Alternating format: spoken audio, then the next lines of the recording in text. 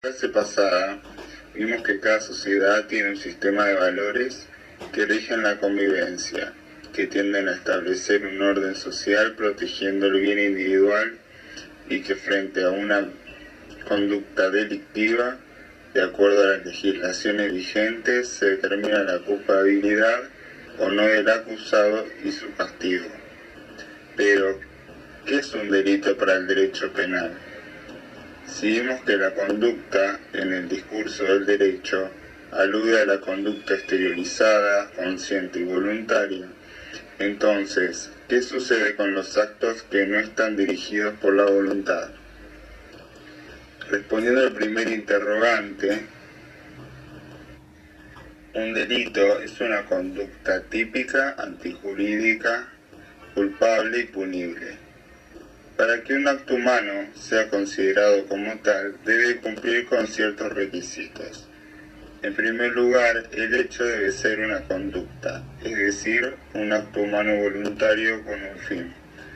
En segundo lugar, dicha conducta debe ser típica, es decir, debe estar prevista en las leyes penales y es el juez quien comprueba la tipicidad realizando una comparación entre la conducta particular y la individualización típica para ver si se adecua o no.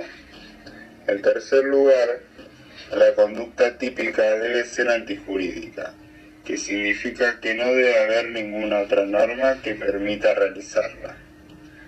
En cuarto lugar, la conducta típica y antijurídica debe ser culpable.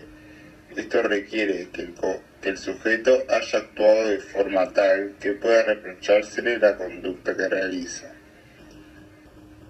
Por último, debe ser también punible. Esto quiere decir que la ley no prevé una excusa absolutoria. Por ejemplo, un homicidio puede ser justificable legalmente si se produce por alguna de las causas que contemplan la ausencia de responsabilidad penal, por ejemplo, defensa propia, cumplimiento de un deber legal. A su vez, algunos delitos se diferencian en culposo o doloso, por ejemplo, lesiones, homicidio en caso de daño. El segundo, el doloso, apunta a la conducta delictiva llevada a cabo con la intención de producir un daño. Este tipo de delito, a su vez, se distingue entre directo o indirecto. En el directo, la acción realizada logra el propósito que la dirigía, mientras que en el indirecto, una acción tiene que realizarse porque es indispensable para el fin propuesto. Respecto al segundo interrogante, vamos a ver de qué se trata el artículo 34, inciso primero del Código Penal, sobre el estado de inconsciencia y la imposibilidad de dirigir acciones. Primero, definamos el concepto de responsabilidad penal. Un sujeto es responsable si tiene la capacidad de asumir las consecuencias de su acto delictivo. Por lo tanto, si se determina que el sujeto cuenta con la capacidad de discernimiento entre el bien y el mal y que eligió hacerlo, es decir, actuó por libre voluntad, se le puede imputar el delito. Luego, durante el juicio, se determinará si es culpable o no y se le dictará un castigo o un tratamiento. Si la acción no está guiada por la libre voluntad, hay ausencia de conducta. Esto puede ocurrir en varios casos detallados en el artículo 34. Uno es el estado de inconsciencia o incapacidad psíquica de dirigir la acción. Hace referencia a la incapacidad psíquica de voluntad de forma transitoria. Por ejemplo, personas con consumo problemático de drogas, alcohol y que bajo el efecto producto del consumo de alguna sustancia haya actuado. En caso de que tenga un episodio de epilepsia, entre otros que producen automatismos y descargas motrices.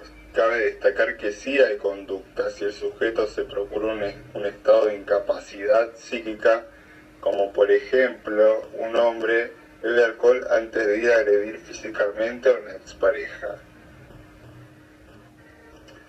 El artículo 81 del Código Penal hace referencia a la disminución de penas en los casos de emoción violenta. El término hace referencia a otro trastorno mental transitorio que es un atenuante. Se trata de un estado en el que la personalidad experimenta una modificación por obra de un estímulo que incide en los sentimientos, que afecta a la conciencia y a la memoria, al igual que la emoción patológica que presenta sintomatología más grave. Asimismo, hay incapacidad de dirigir las acciones en personas con determinadas patologías mentales. Por ejemplo, un cleptómano que sus patologías lo impulsan al robo. Si quien delinque es incapaz de comprender lo ilícito de su actuación, o conociéndolo, es incapaz de inhibirse, no será considerado responsable ni culpable. En estos casos, que los sujetos son declarados inimputables, como también lo son los menores de edad, son siempre irresponsables. Pero hay algunos casos en que hay personas imputables que son irresponsables.